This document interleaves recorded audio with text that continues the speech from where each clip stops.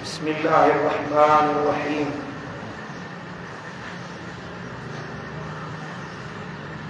प्यारे दोस्तों,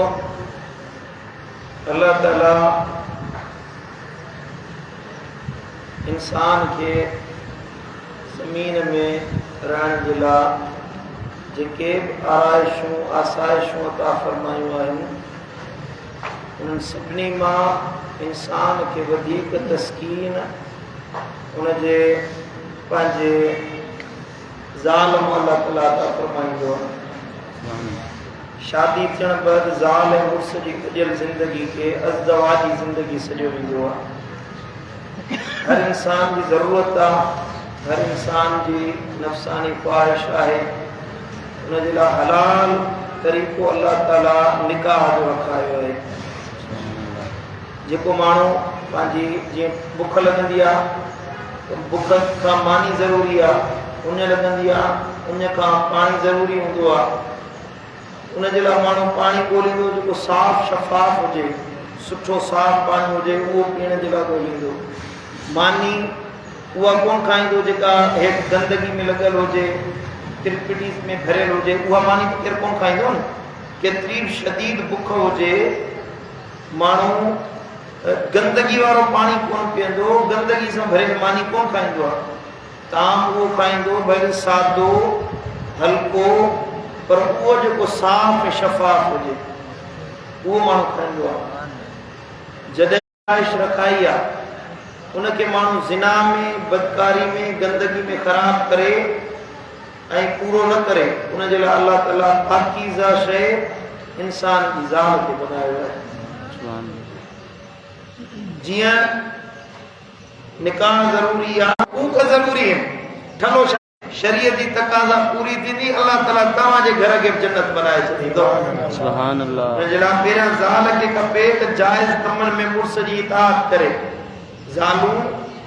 जेके औरतूं आहिनि, उन्हनि जे मथां लाज़िमात पंहिंजे मुड़ुसनि जो जी इताअत ऐं फर्मा बरदारी कनि, मुड़ुस जी नाशुक्री न कनि। उहा पुछड़ी औरत आहे जेका पंहिंजे मुड़ुस जी नाशुक्री करे थी, उहा अल्लाह जी बि शुक्रगुज़ार नथी बणिजी सघे। उहा औरत रब जी बि शुक्र अदायगी नथी करे सघे जेका मुड़ुस जी नाशुक्री करे। मुड़ुस घर अचे त उन सां ख़ुशि अखलाक़ी सां पेश अचे। उहा ज़ाल भली आहे जेका मुड़ुस जे दुख सुख में हुनजी हमदर्द बणिजे। ईअं न थिए मुसीबत सभई किलो था सताया वेठा आहियो, पर वधीक वधीक थो ॾे। अचण साणी सूर बयान करे पैगाम ॾिजे, जे सिंधी सम्झे थी त वीडियो ॿुधाइजे। घर में पहुचे मुड़ुस त उनखे पंहिंजा दर्द ॿुधाए, सूर ॿुधाए, कॾहिं ख़ुशी जी ॻाल्हि ई न करे त इहा औरत नाशुक्री सॾिबी आहे। सम्झो था, उहा औरत भली आहे जेका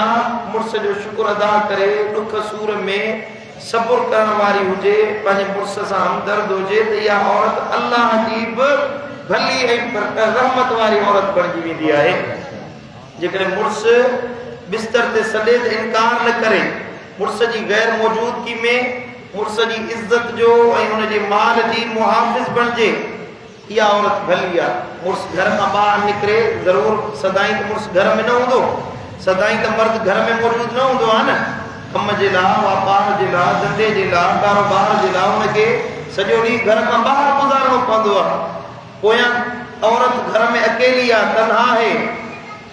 गैर मौजूदगी में, मुड़ुस जी अदम मौजूदगी में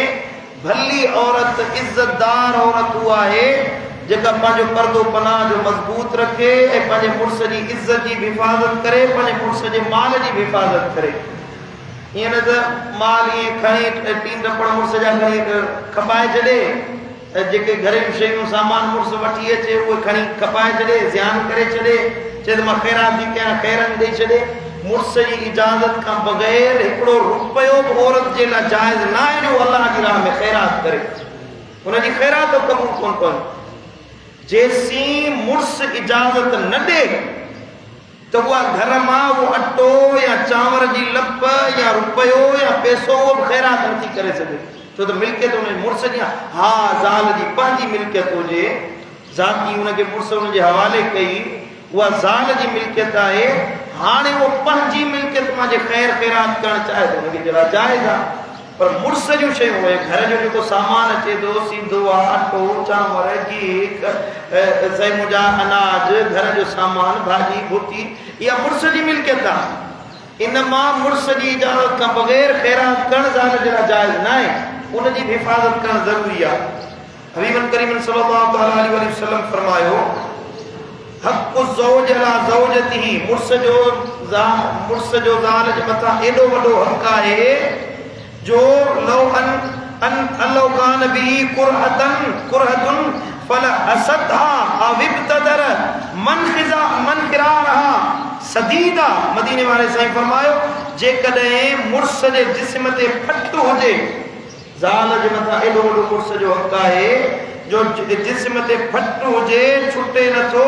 औरत उनखे पंहिंजी ज़बान सां साफ़ करे तंहिं बावजूद मां अदत हक़ हू त ज़ाल मुर्स जो हक़ अदा नथी करे सघे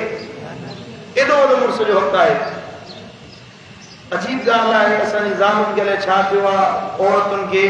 अलाए कहिड़ी पटी पढ़ाई वई आहे अलाए किथां जो सिखनि जो मुर्सनि जी इज़त ऐं ताज़ीम करणु उन्हनि खे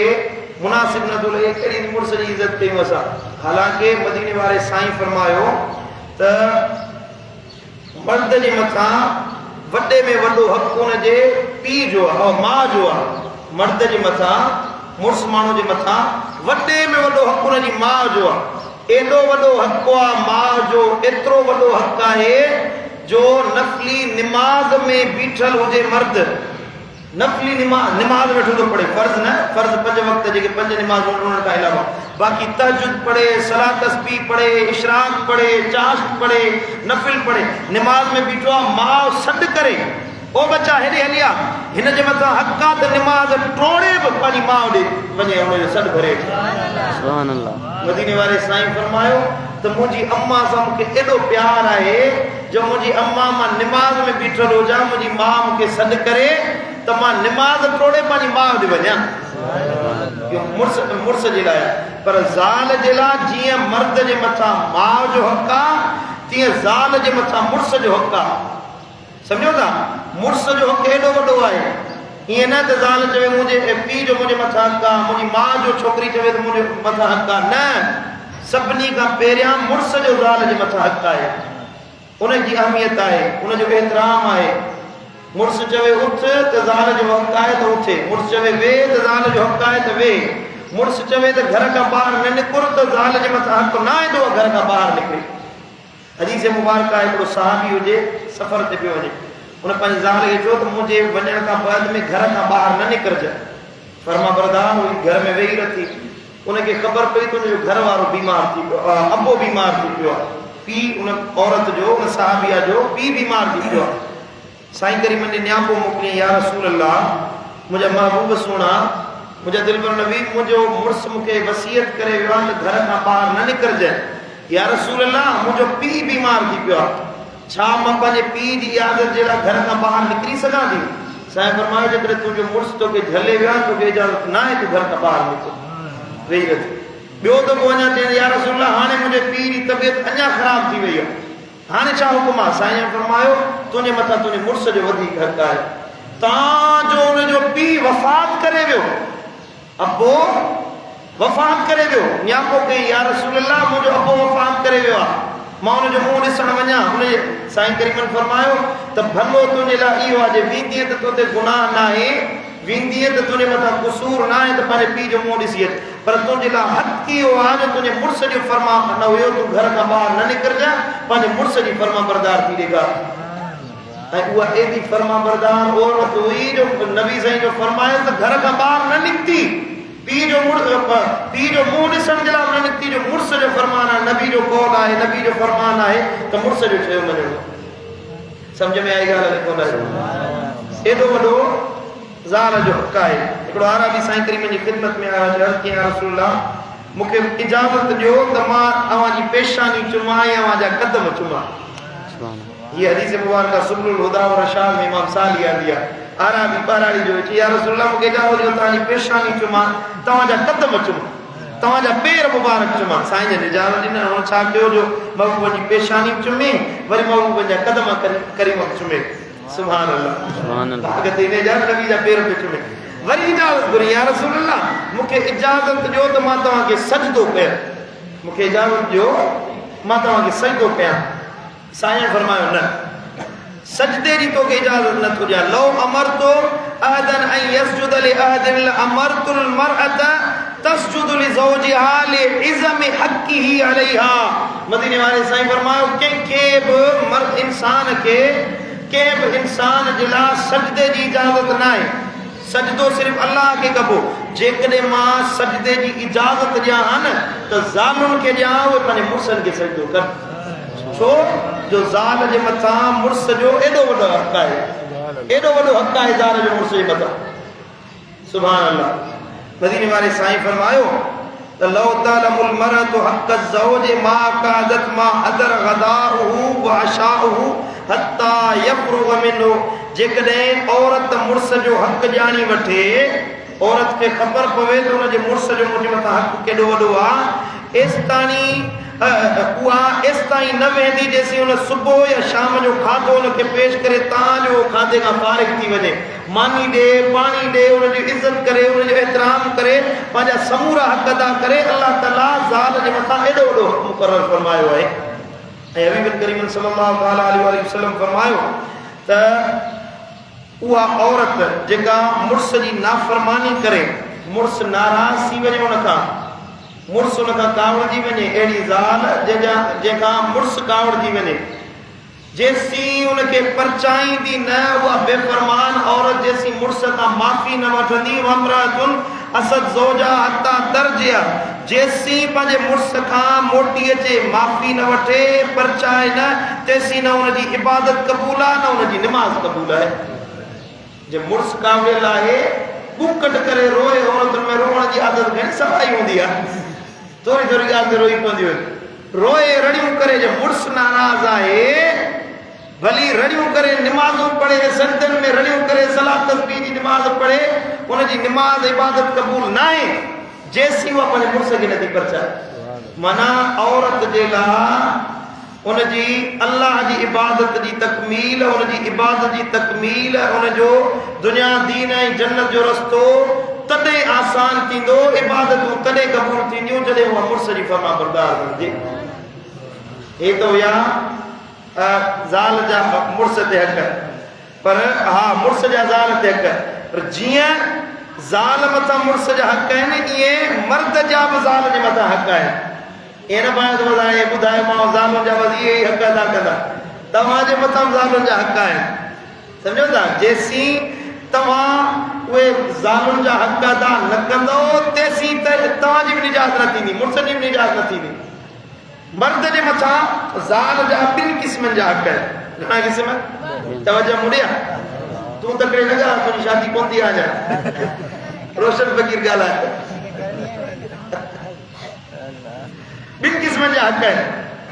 ज़ाल जा जेके शादीशुदा आहियो तवजो सां ॻाल्हियूं ॿुधो कॾहिं कॾहिं इत्तेफ़ाक़न गुफ़्तगू थींदी आहे अज़वाजी ज़िंदगी ते अक्सर तौर ते घटि ॻाल्हायो वेंदो आहे जेका गुफ़्तगू थिए थी उहा सिखो सम्झो ऐं उन ते अमल कयो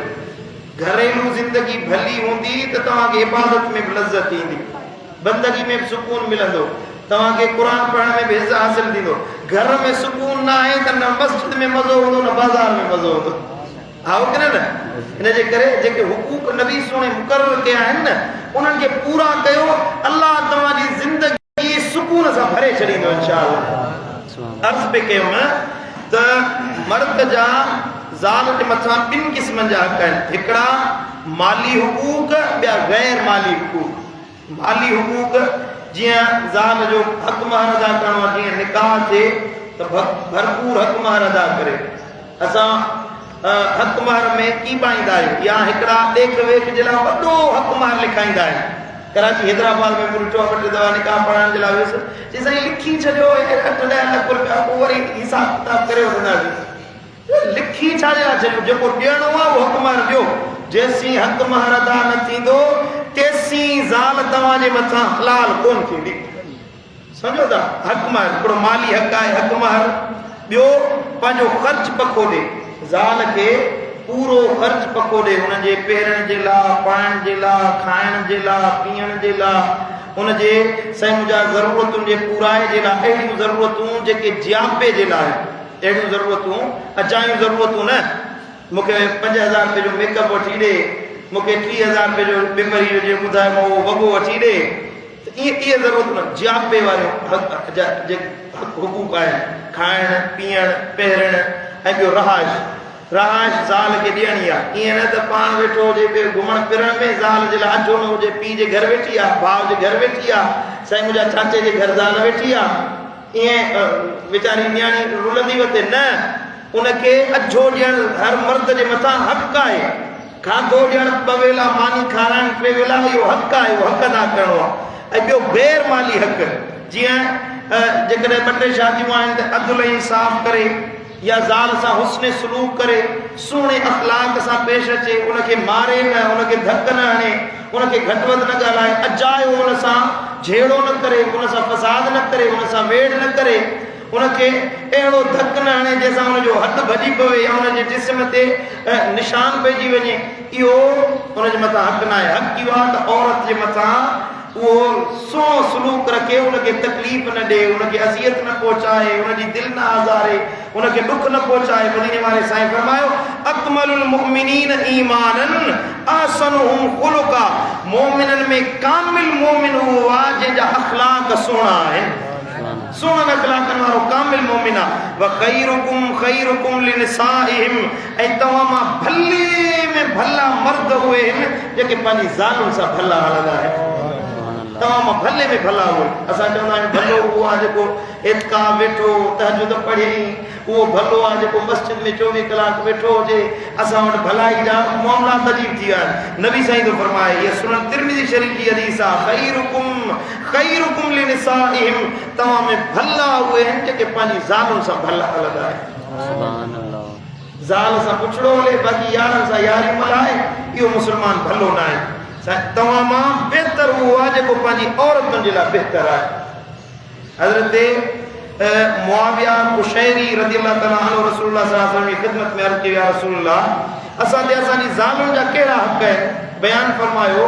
त ज़ालुनि जा कहिड़ा हक़ आहिनि पाण फरमायूं अन तुतइमहा इज़ा तइमत जेको तूं खाईं उहो उनखे खारा जेको तूं खाईं उहो पंहिंजी ज़ालुनि खे खारा व तक्सूहा ऐं जेको तूं पहिरीं उहो उन्हनि खे पहिरां जेको तूं पाई तूं भलो वॻो पाई ज़ाल सादो वॻो पाए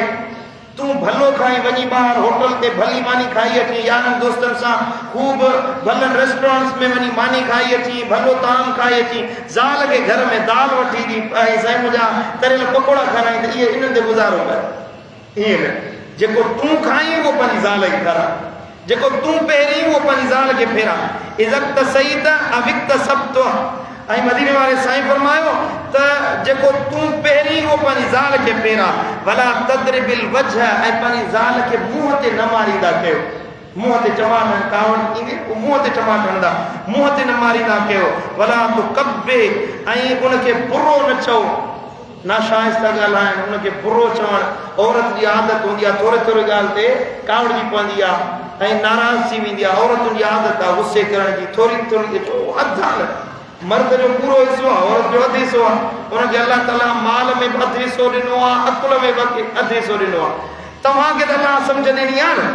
हो जेकॾहिं हुनखे सम्झ न आहे त तूं त सम्झी हल न जेकॾहिं हो वॾे आवाज़ सां ॻाल्हाए तूं वॾे आवाज़ सां ॻाल्हाए तव्हांजो जहिड़ो हलंदे हलंदे हलंदे ॻाल्हि वञी तलाक ते पहुचंदी आहे इन जे करे मदीने वारे साईं फरमायो ला तो कब्बे ऐं उनखे बुरो भलो न चओ वला तहजुर इल्ला फिल बैत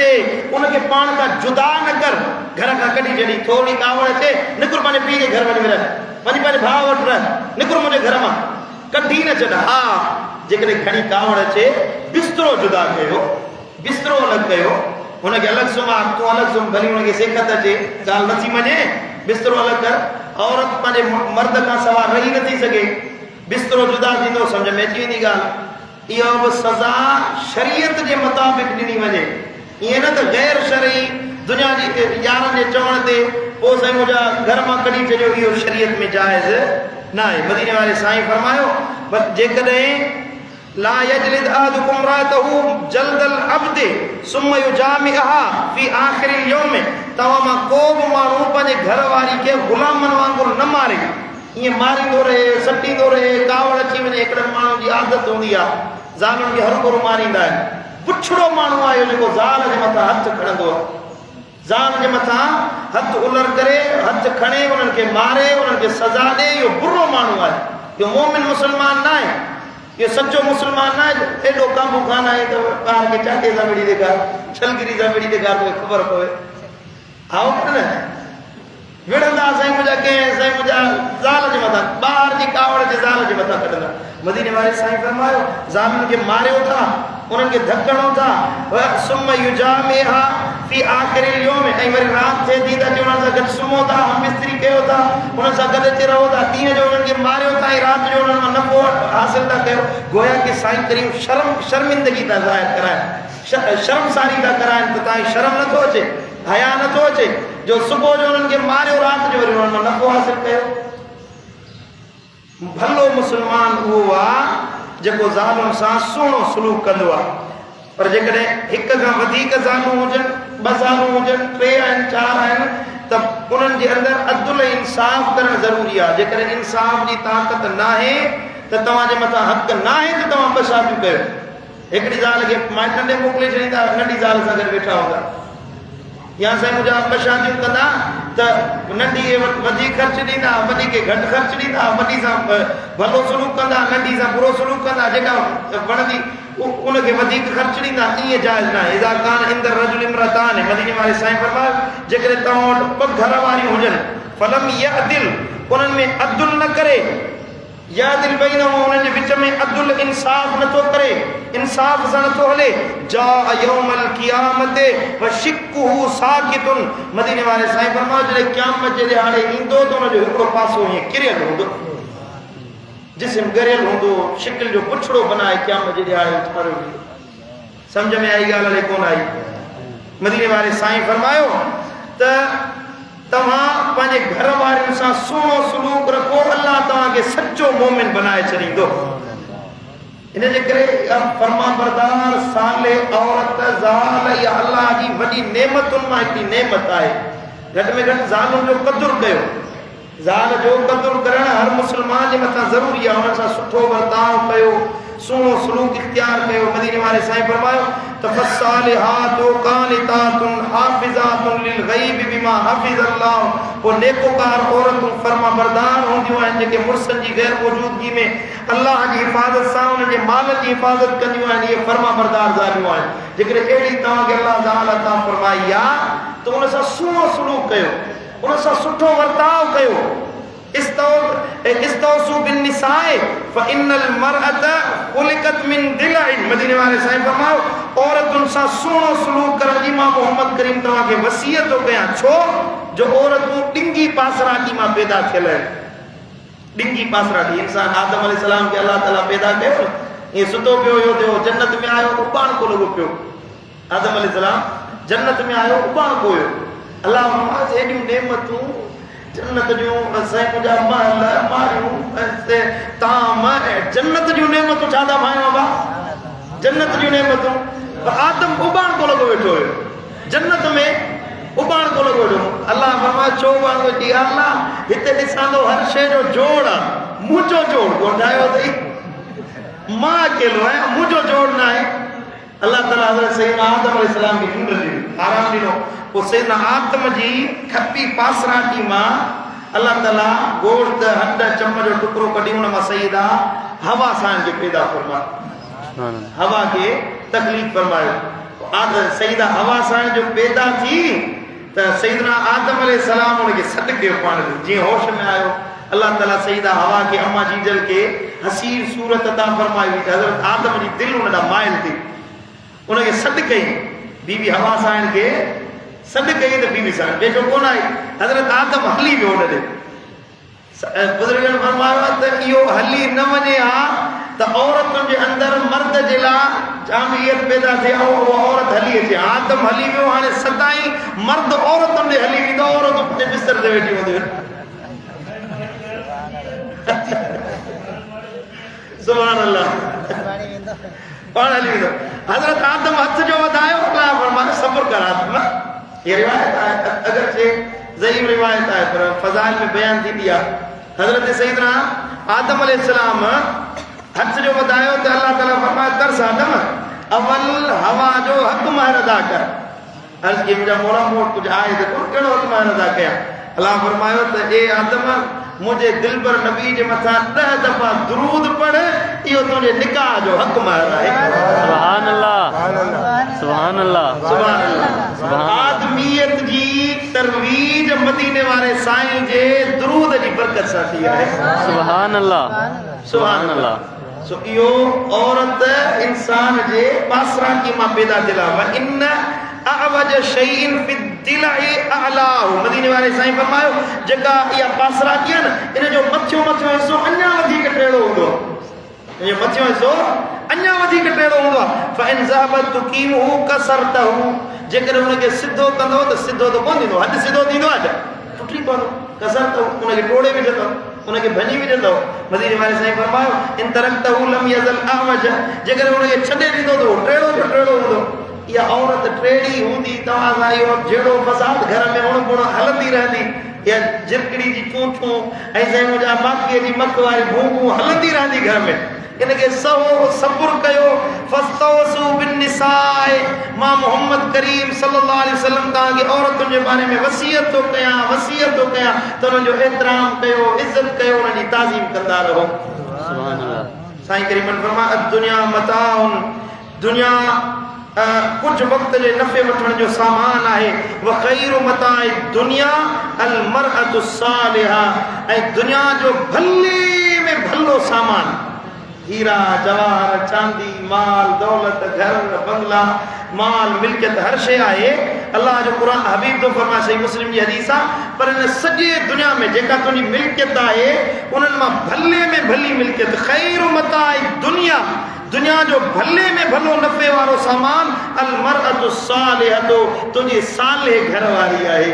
सुभान अल्लाह। तुंहिंजी साले घर वारी उहा तुंहिंजे लाइ भले में भलो सामान आहे, भले में भलो दुनिया जी मिल्कियत आहे। ऐं मदीने वाले साईं दुआ घुरंदा हुया, अल्लाहुम्म इन्नी उहर्रिजु हक़्क़ दिअफ़ैन, या अल्लाह मां तोखां 2 कमज़ोरनि जे बारे में दुआ तो घुरां त मूंखे उन्हनि में हक़ जी सलाहियत अता फरमाइजा। अल यतीम वल मरअत, हिकिड़ो ज़ईफ़ आहे यतीम, ॿियो आहे औरत। औरत जे हक़ खां मुंहिंजा मौला मां दुआ तो घुरां, मूंखे मां माण्हुनि खे ॾेजारियां, उन्हनि जे हक़ जे बारे में माण्हुनि खे ॿुधायां त उहो हक़ अदा कनि, यतीम जो ऐं ज़ाल जो। साईं करीमन फरमायो ला यख़्लुवन्न रजुलुन बिइम्रातिन इल्ला व मअहा ज़ू महरमिन, महरम खां सवाइ को बि मर्द कंहिं औरत सां अकेलाई में न वेहे, पंहिंजी ज़ाल सां अकेलाई में वियो। वला तुसाफ़िरिल मरअतु, ऐं कंहिं बि औरत सां गॾु अकेलाई में सफ़र न कयो, इल्ला मा ज़ी महरमिन, मगर को महरम हुजे। हमेशा औरत महरम सां गॾु हुजे। ताज़ीम औरत जी साले औरत उहा आहे जेका महरम मर्द सां जुड़ियल हूंदी आहे। फत्तकु दुनिया, अल्लाह ताला जी दुनिया खां डिॼो, दुनिया जे फितननि खां बचो। वत्तकुन निसा, ऐं औरतुनि खां बचो, औरतुनि जे फितननि खां बचो। हे हाणे पंहिंजी ज़ाल खे छॾे गैर मोहरम में हथ वञी विझे, नज़र विझे, उन जे बारे में नबी साईं जो फरमाए वत्तकुन निसा, गैर मोहरम औरतुनि खां डिॼो। फ़इन अव्वल फितनत बनी इसराईल कानत फिन निसाए, बनी इसराईलनि में जेको पहिरियों फितनो थियो हुयो सो औरतुनि जो फितनो हुयो।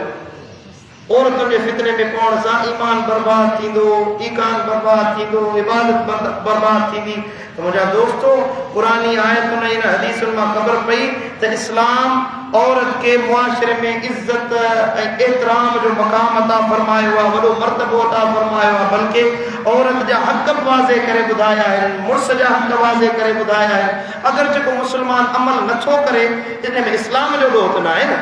दीन जो त ॾोह न आहे न। हिकिड़ो माण्हू हुकूक अदा नथो करे। पाकिस्तान में हिकिड़ो कानून ठहियल आहे, रिश्वत न वठो। पाकिस्तान में कानून ठहियल आहे, रिश्वत न वठो। हर सरकारी इमारत में रिश्वत वरती थी वञे, इन जो मतिलबु इहो न आहे त पाकिस्तान जो कानून ख़राबु आहे। कानून सही आहे, उन ते अमल न आहे, माण्हू अमल नथा कनि। इस्लाम भलो आहे, इस्लाम जी तालीम भली आहे, पर माण्हू हुकूक अदा नथा कनि, इन जो मतिलबु इहो न आहे त इस्लाम में का ख़राबी आहे। माज़अल्लाह। मुंहिंजा दोस्तो, त तव्हां हुकूक हुकूकुल इबाद अदा कयो उन में हक़ अज़दवाजियत जेको आहे उन ते घणो ज़ोर ॾियो जेसी ताईं तव्हां घरेलू ज़िंदगी ऐं पंहिंजी ज़ालुनि सां सुहिणो सलूक वारी ज़िंदगी न गुज़ारींदो तव्हांजी ज़िंदगी में सुकून पैदा न थींदो। अल्लाह जो क़ुरान तो फरमाए त इहे ज़ालूं तव्हांजे तस्कीन जे लाइ पैदा कयूं वियूं आहिनि, तव्हांजे सुकून जे लाइ।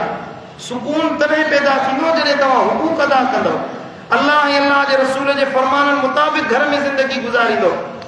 मौलवी का तावीज़ ना चवो तो साईं पीर साहब दुआ घुरो तावीज़ लिखी निज़ाम नथी थिए, तूं हक़ अदा कर न पंहिंजा। ज़ाल खे न अटो वठी ॾी न लटो वठी ॾी न साईं मुंहिंजा उन सां हक़ सोलो अदा करी ऐं वरी तावीज़ लिखाइण जे लाइ मुले जो तावीज़ टके जो असर कोन कंदी जे नबी जी तालीम खे छॾे ॾींदे। सम्झो था हले कोन था सम्झो सभई हाणे पुराणा वेठा नौजवान परियां वञी वेठा आहिनि रोशन जहिड़ा कहिड़ी ॻाल्हि सम्झंदा। अल्लाह ताला वांदा आहिनि ॿिया। अल्लाह ताला शाल अमल जी तौफ़ीक़ अता फरमाए। तव्हां वेठा आहियो त वांदा पर हेॾे जे ॿुधनि था उहे घणा माण्हू ॿुधनि था। अल्लाह ताला सभिनी खे अमल जी तौफ़ीक़ अता अल्लाह ताला अमल जी तौफ़ीक़ अता फरमाईंदो। अल्लाह ताला असांजे घरनि खे सुकून जो गहवारो बनाए। अल्लाह ताला असांजे घरनि में तस्कीन पैदा फरमाए। अल्लाह ताला असांखे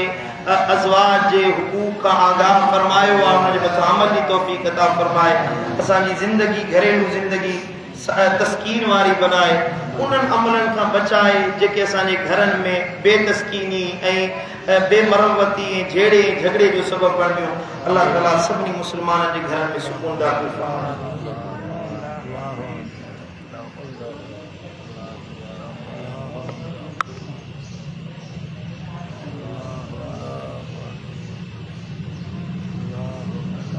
या रब्बी